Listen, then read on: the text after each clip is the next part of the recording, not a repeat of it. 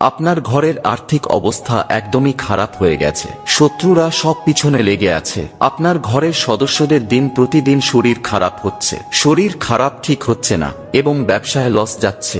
ঘরে একে অপরের সাথে তালমিল ঠিক হচ্ছে না।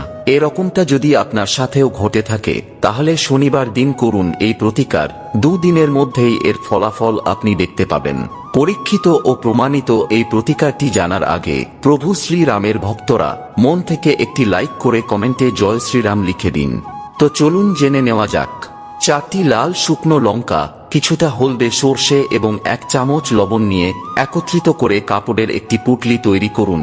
তারপর শনিবার সন্ধ্যাবেলায় পুঁটলিটি আপনার প্রত্যেকটি ঘরের কোণাতে স্পর্শ করিয়ে পরের দিন অর্থাৎ রবিবার সন্ধ্যাবেলায় লোকেদের চোখের আড়ালে পুঁটলিটি 4 রাস্তার কোনো মোড়ে ফেলে দিন।